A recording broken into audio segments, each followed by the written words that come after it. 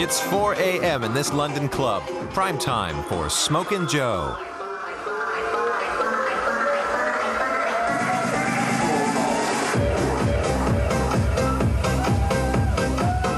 As a female DJ, she's a pioneer on the techno scene.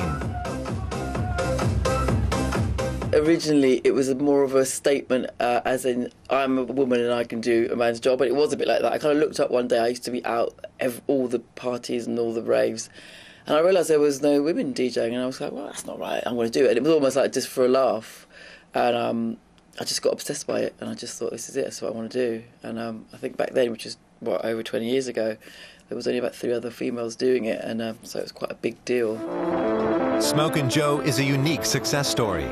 She earns thousands of euros for each performance. Still, men tend to dominate the techno music scene, like German DJ Paul van Dyk, or French DJ David Guetta, or Tiesto from the Netherlands. The biggest DJs who are getting the biggest fees are not women.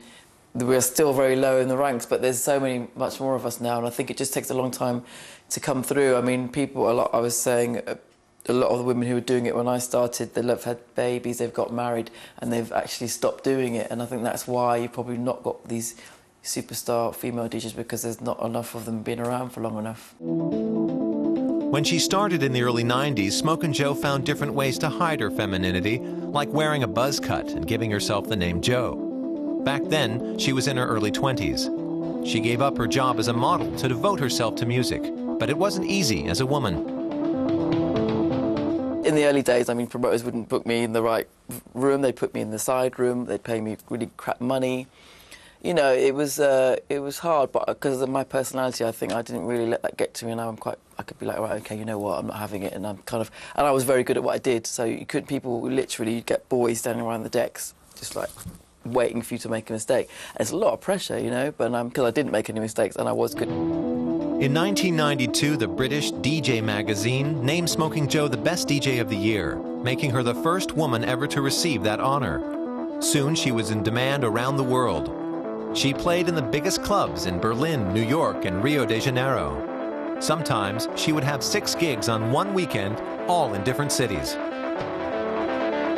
She decided to pursue her career instead of having a family. Her work makes it tough to be in a relationship. When I was working a lot and travelling everywhere, my relationships weren't really good because, again, I think if you're a man, it's quite acceptable for a woman to follow you around and not have a job and just go wherever you are. It's fine. The other way around doesn't work. The guys, they get jealous. They don't want to be in the shadow of you.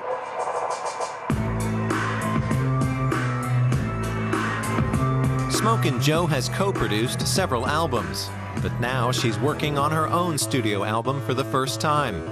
Still, the 44-year-old prefers standing behind the turntables. I definitely think women play in a different way. It's a little bit more, it's not in a big ego, like, look at me, I'm the DJ, and you listen to what I'm going to do. They're kind of more in for the crowd and more of a sort of sensitive as to what's going on, I think, anyway.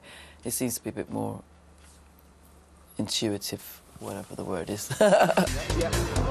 Here at The Egg in London, Smokin Joe is the lead act. A lot of people in the club are here because of her, especially men.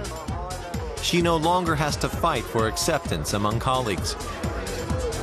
It's not a big deal anymore, and it's almost a plus if you're a woman. It's like, you almost get a little bit more respect kind of thing, whereas in the past you'd be looked down on a little bit, but I think it's even cool now. It's like, you know, guys will follow a female DJ, where in the past it would be like, no way, you know.